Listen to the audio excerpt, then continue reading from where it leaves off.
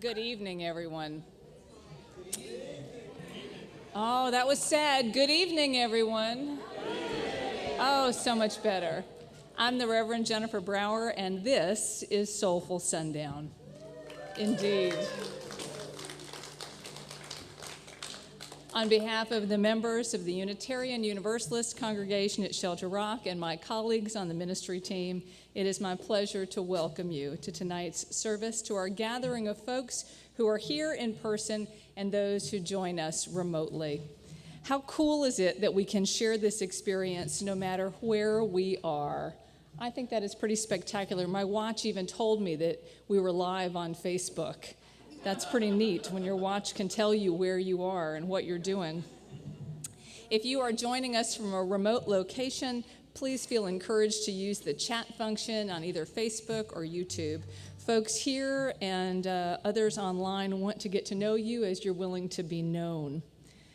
Friends, whether you're here in person or joining us online, whether you are a newcomer, a brand newcomer, or have been part of this community for all of the years that we have been offering Soulful Sundown, we are so glad that you are here tonight. We are so glad to be together in this space again. We hope that you will each find some of what you need in our time together tonight. And if we haven't yet met, I hope that you will take the time to introduce yourself to me and also to the musicians, to our worship coordinator, our new staff member, Steve Schwartz, who's in the lobby right now and I'm sure greeted you when you came in. And Eugene just has to be noisy. I swear to goodness. He said it's not going to start until I bang into something. So, okay, can we start now? That was my sign. If you're waiting for a sign, this was it. We're ready to begin. So please introduce yourself to all of us, to Steve Schwartz, who's here with us, and to other Soulful Sundown attendees.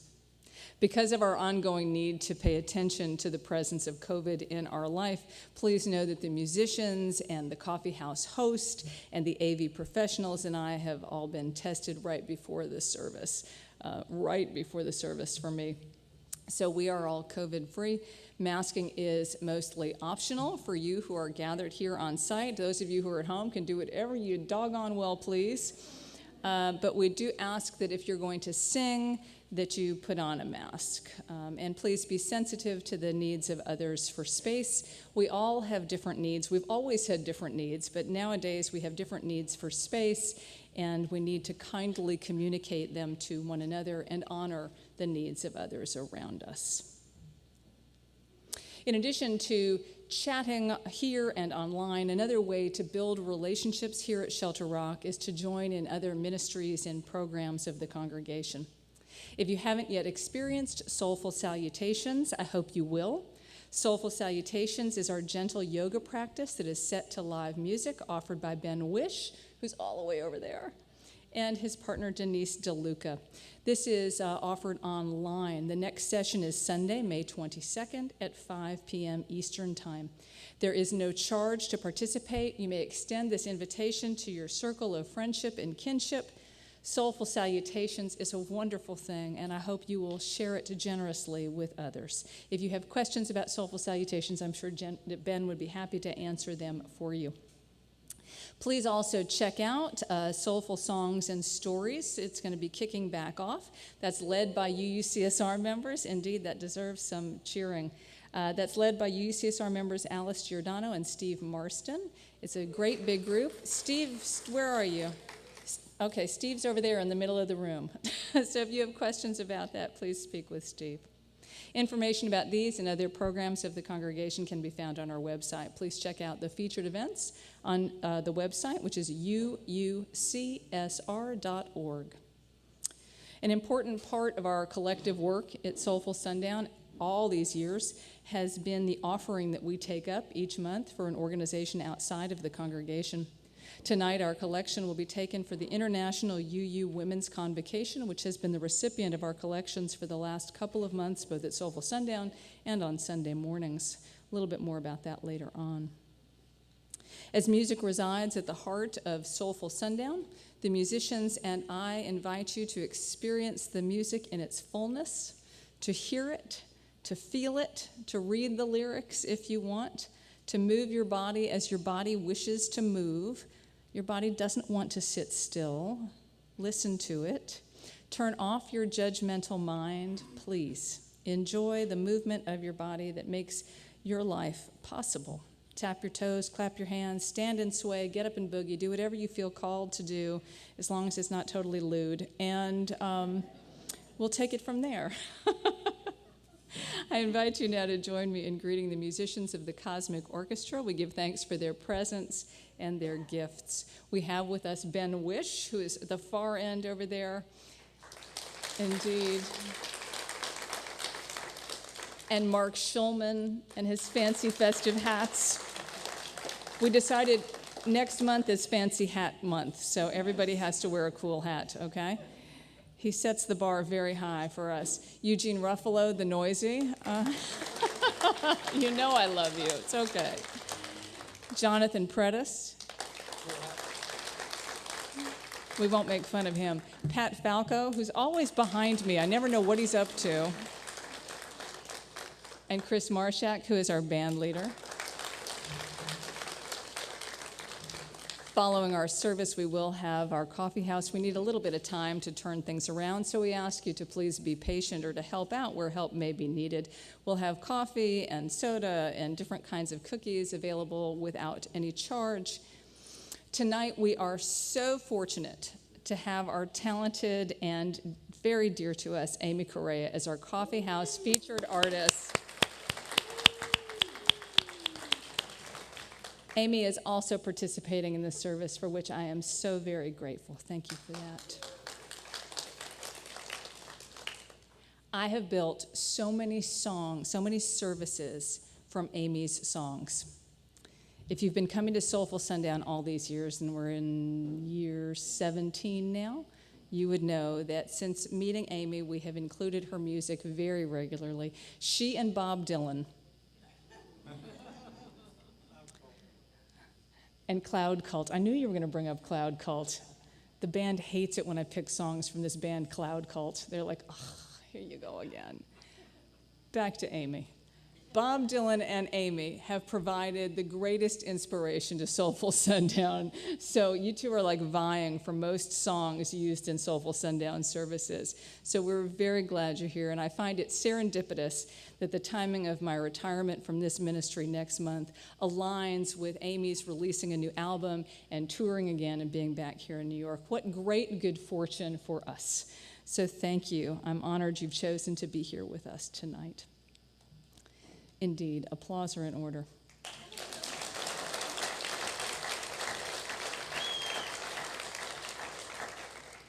For you who've not had the gift of meeting Amy yet, you will have the privilege of being introduced to her through our friend and coffee house host, Michael Viseglia.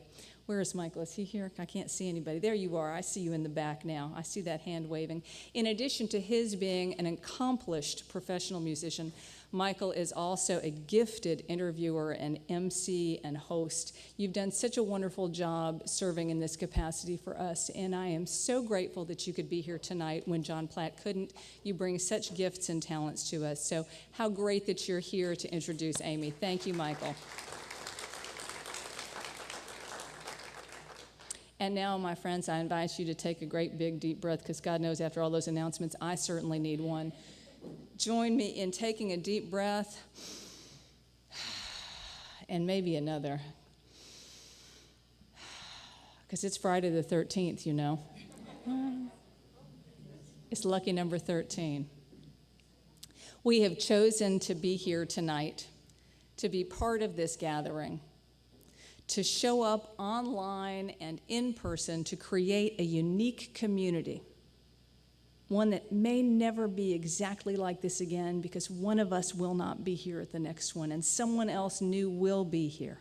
So we create this unique community that weaves together music and spoken word, that encourages the spirit and calls us to action, we hope, where we turn our attention in a common direction and contribute together to a worthy cause. Let each of us feel welcome and at ease here. Let each of us extend hospitality and kindness to others, even if this is our very first time here. Newcomer, long-timer, we each have a role in creating what we experience at Soulful Sundown. With that, we kindle the flame of our chalice, the symbol of Unitarian Universalism, and prepare for our first song.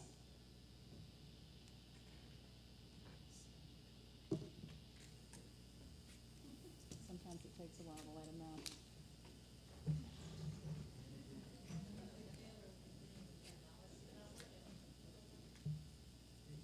Three is a charm. Lucky number 13. There you go, boys and girls. It's all yours.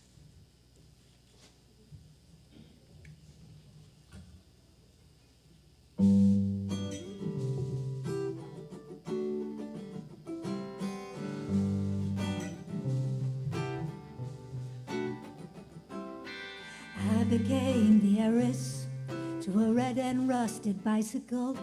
It was built like a tank from Sears and Roebuck, circa 1952. It had been entrusted to me by my late great Uncle Pat, and I guess he didn't ride it much. Both tires on the bike were flat.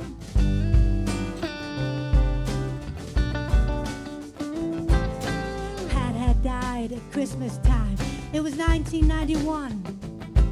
He had fallen off of the wagon, and he sunk into a Christmas funk. My father, he had found him 2 days after he had died. He had drank himself to death one night in a little old me home by the seaside. Well, I took the bike and I cleaned it up, and my father, he patched up the tires. Am I going to town or just spinning my wheels? And when I die, I wonder how it feels. Hey, I'm riding around on me. Hey, just riding around on me. Hey, you know I'm riding around on me. Hey. The funeral service was a few days later at a place down the street from where he had lived. There wasn't a hell of a turnout. He had never married and he never had kids. The coffin lid was open and Pat was lying inside. His sister had a picture of a poodle named Pepper. She put it in his hand and then she cried. Now I'm riding around in the city through the smog and the summer heat, and I'm blowing through all of the red lights. I guess you could say I'm feeling lucky. And the taxis and the trucks, everybody's blowing their horns. And I got a bicycle bell to ring, and I got a notion to sing as I'm riding along. Hey, I'm riding around on me. Hey, just riding around on me. Hey, you know I'm riding around on me. Hey.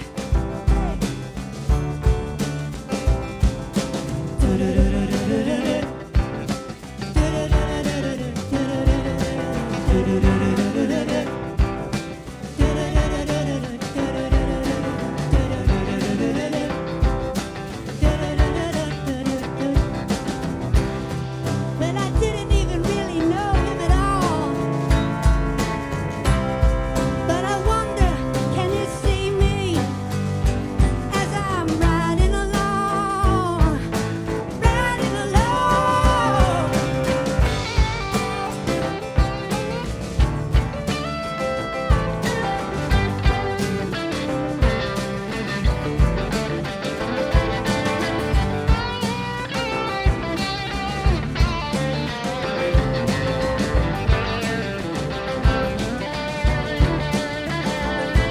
On the day Pat was buried, the air was cold and clear, and we all drove down to the cemetery, and snow flew around in the air. And a hired man from the States, he played taps on a cornet, and a flag was presented to his sister for time in the service that Pat had spent. He used to ride on a bike way back in 52. He was starting out his life, and the bike, it was brand new. Life was laid before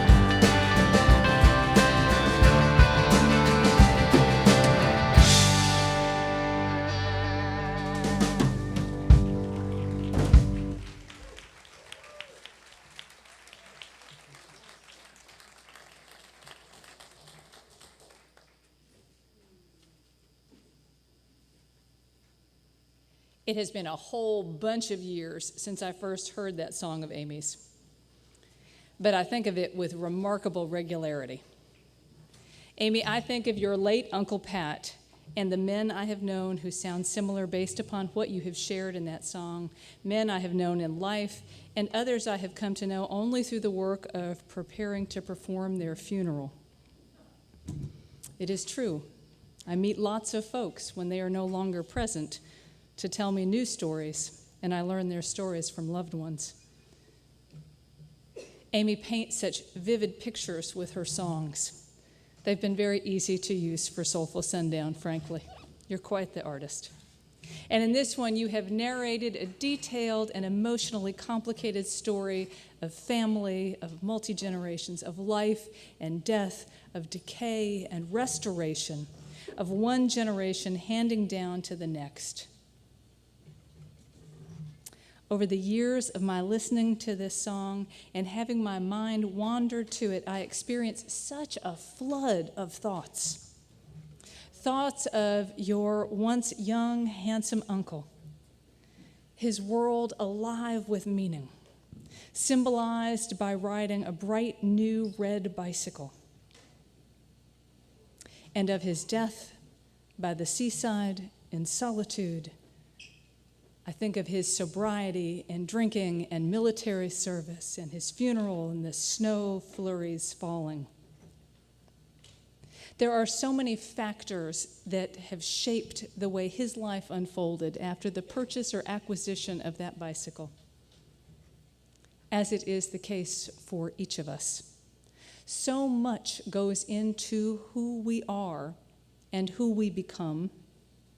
You know, what we come into this world with and what we are given by those who raise us, for good or for ill, and for all of the experiences we have, all of them filter into who we are. Sometimes we know in the moment how our life narrative is unfolding and what this moment may mean, but most of the time we don't.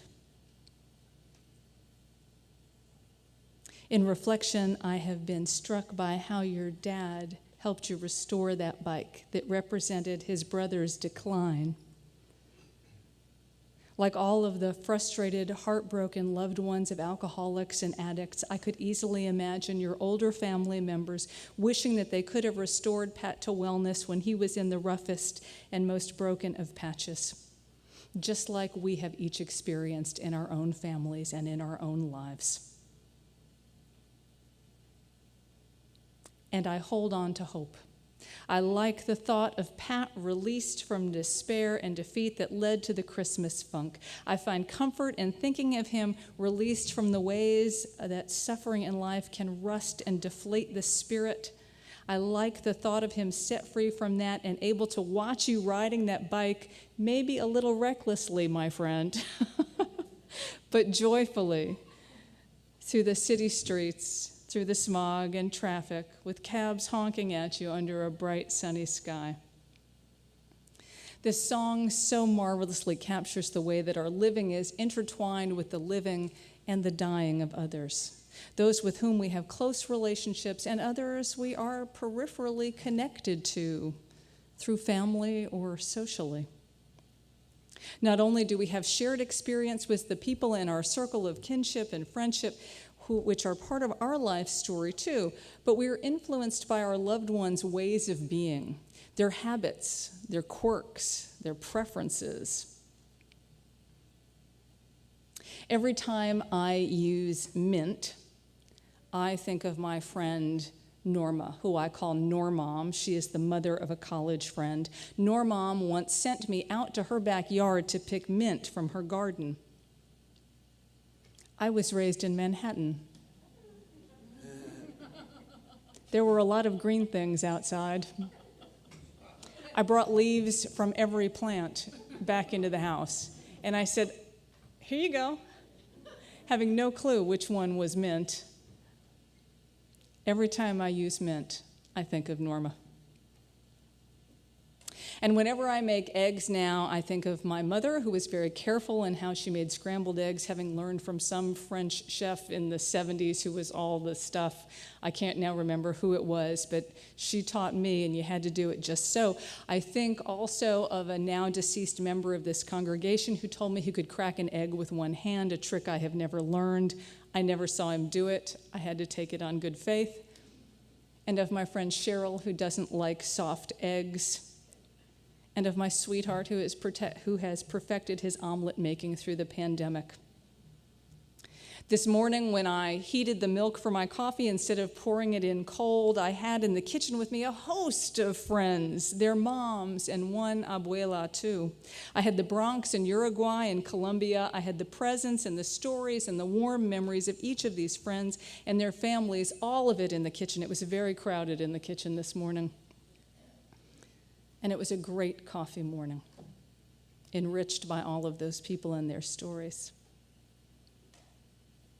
In addition to our own individual growing, making our way through life's events, our lives are shot through with strands of life as experienced by others and as told by people in their encounters. The stories I have heard from each of these folks, I now carry with me. Just as each and every one of you carry with you the people in your life and your ever-expanding circle, this room is so full of human beings, generations of people who have contributed to who we are, the stories we tell, how we view the world, our perspective on just about everything. Like colorful ribbons that are braided into the fabric of our life, others become part of who we are. They are part of who we are and what we show to the world, and in turn what we share with others, and that becomes part of those folks. As I have said at many a funeral, the deeds of our lives, our loves, our experiences, and the gifts, literal and figurative, that we have inherited from others are like pebbles cast into a pond that send ripples out in all directions. The number of lives that have rippled out to touch ours, and the number of lives that we will each touch are innumerable. Innumerable. Who knows how many? Amy, I am so grateful for your songs, and this song, which reminds me of my interconnectedness to others, and to celebrate all of the disparate, colorful, textured strands that have been woven into my life. Thank you. Okay, go ahead.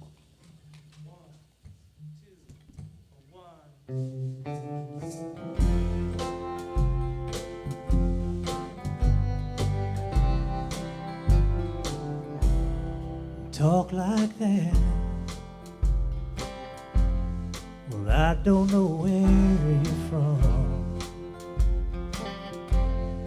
Oh, how it takes me back when you talk some. When you're moving around, you can lose sight of your past. It's way back beyond the last town, and you're moving too fast. I can hear my father, he's Oklahoma draw. I hear my grandmother, well, I can hear them all. Oh, when you talk like that, I don't know where I'm from. Oh, how it takes me back when you talk some.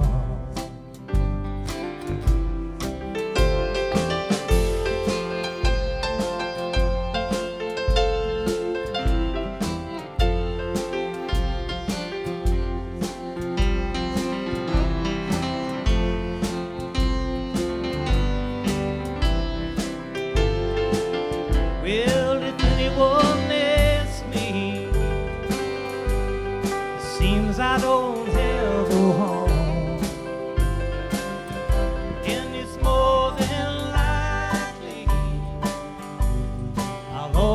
be on my own. Oh, when you talk like that, I don't know where I'm from. Oh, how it takes me back when you talk some. Lord, how it takes me back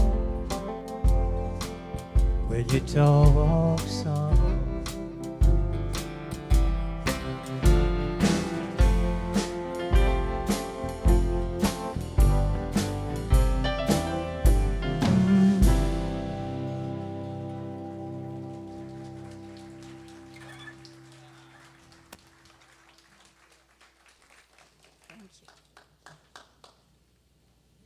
More than a decade ago, the Reverend Sarah Lammert, a UU minister who now is working with the UUA, retold in a sermon a story that was shared by another UU minister, John Luopo, who was then the minister in Seattle. The story eventually led to Sarah's development of a spiritual discernment practice for UU ministers and others. This is the story that John Luopo told. An interfaith clergy group in Seattle had the tradition of asking a senior colleague to share their life odyssey. On this particular occasion, a Roman Catholic priest was telling his story. And he said that, in large part, his life had been a failure. He'd remembered the heady days of Vatican II and how hopeful he and his generation of liberal priests had been that real change was coming to the church that he loved so dearly. And yet, after all these many years, he felt that the church had, if anything, had become hardened and deeply conservative, and his dreams had not been realized. Now, this priest was someone who was cherished by his interfaith colleagues, and they were stunned by his revelation. And yet one colleague noted that despite the intensity, the severity of his words, his demeanor seemed quite peaceful and content.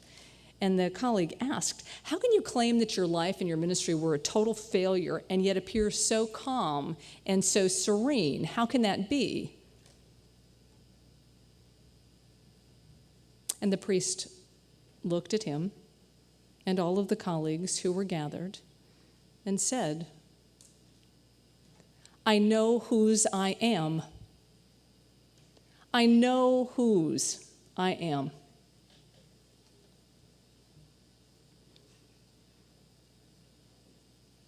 Whose are you?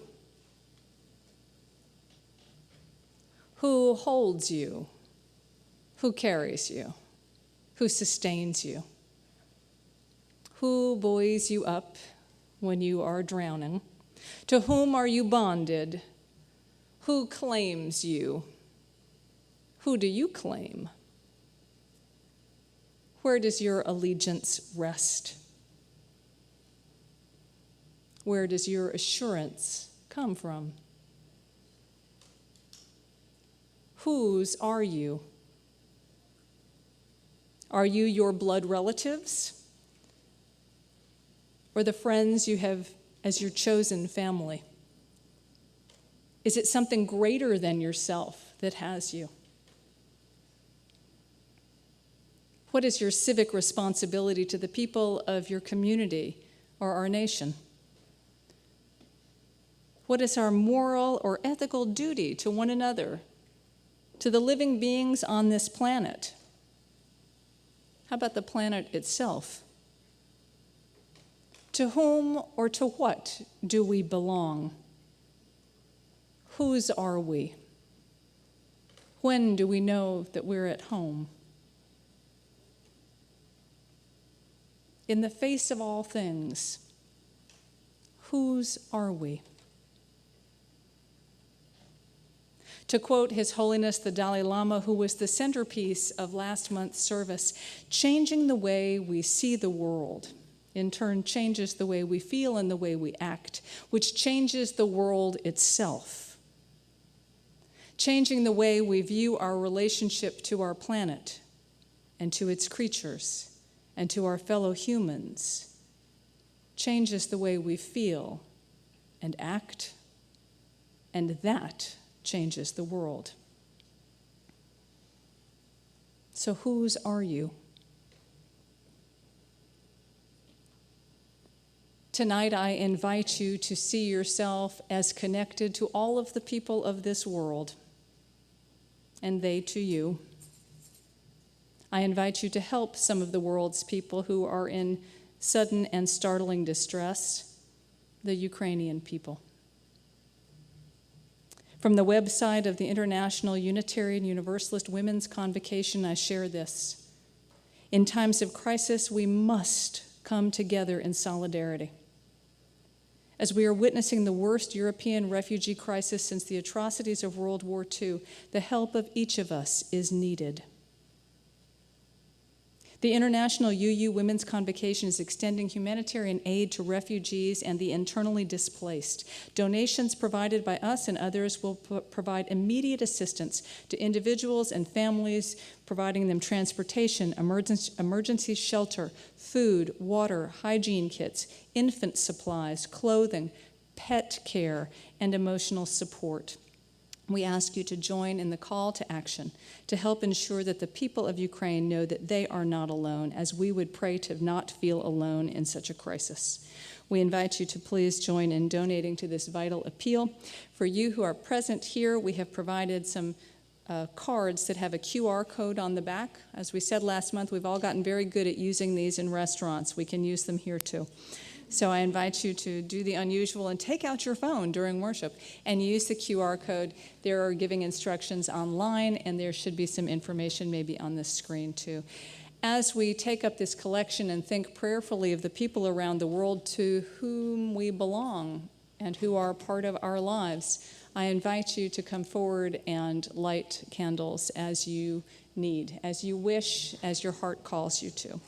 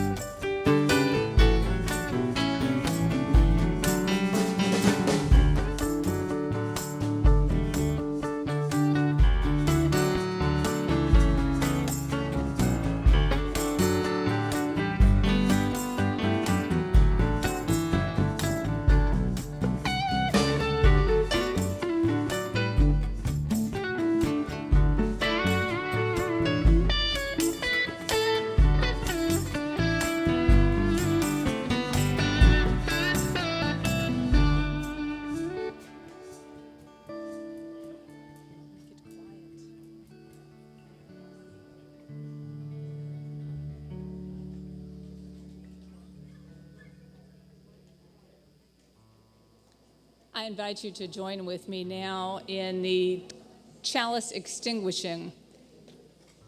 Now quit chit-chatting. It's not the fellowship hour yet.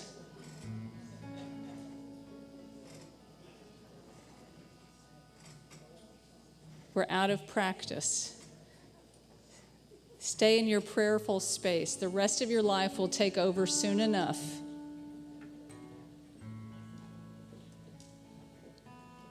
The world is full of strangers who may one day play a role of some permanence in our life.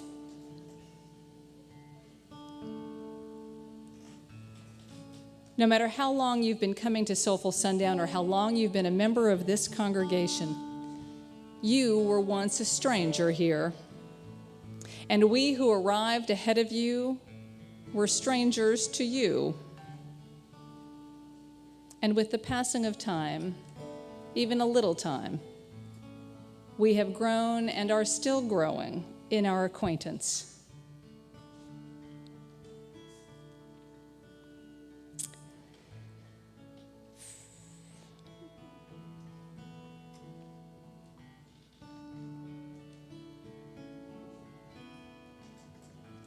I carry the stories that you have shared with me about what brought you here or who brought you here and what your life was like then, and what you do for a living and when you changed careers midstream, or something funny about your kid, or how maybe a song that we used in a service is one that your kid thinks would be great for their wedding when she gets married someday.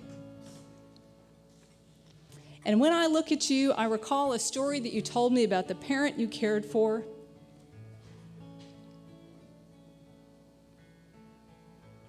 Or maybe you've introduced yourself to us through our online chats. You carry stories that you have shared with each other over cookies and coffee and waiting in line over there. And we've each had memories jogged by the playing of the Cosmic Orchestra, as I'm sure they have too in their playing together. They have been touched by the music and the things that you share with them. And you carry my stories, which include stories of my family members and my friends, and the evolution of my life over these many years. These strands of memory passed one to another like colorful ribbons, like I said, are given as gifts. They are woven into the fabric of our being, and we get to keep them forever. And that is pretty spectacular. We will carry always a little piece of each other and share it with others we have yet to meet. The world is full of strangers to get to know and to come to love. People whose stories will merge with ours in ways we cannot begin to imagine. How glorious it is.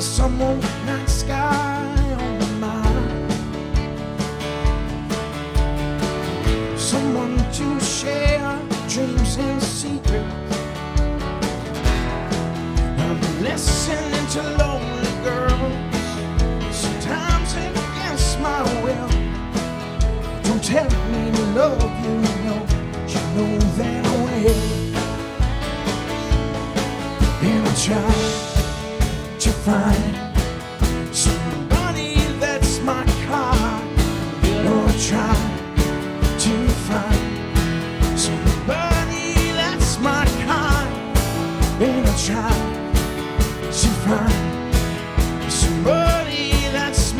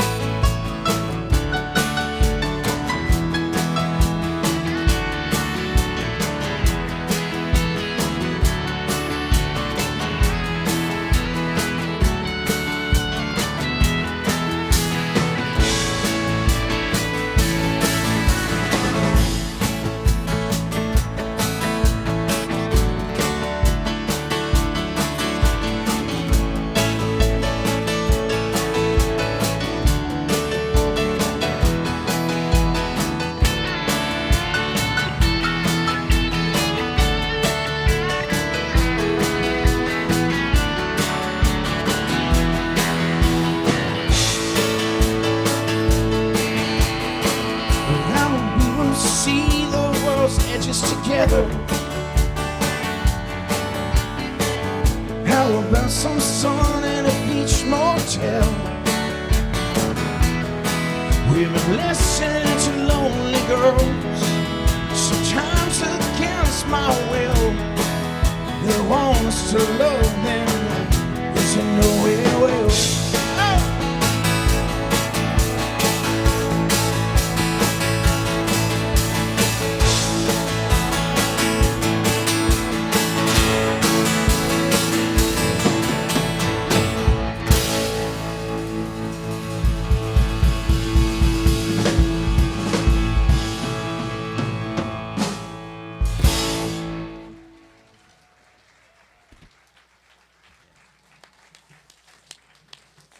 All right, lovies. Carla Dresner is ready to roll out those cookies. She's on cue. All right, we need just a minute. You all can help her. Thank you, guys. Mark gets hazard pay tonight. I didn't want to say it, but it was like, wow, look at it go.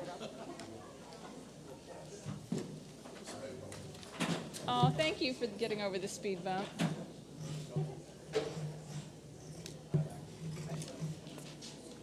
You're free to move about the cabin now.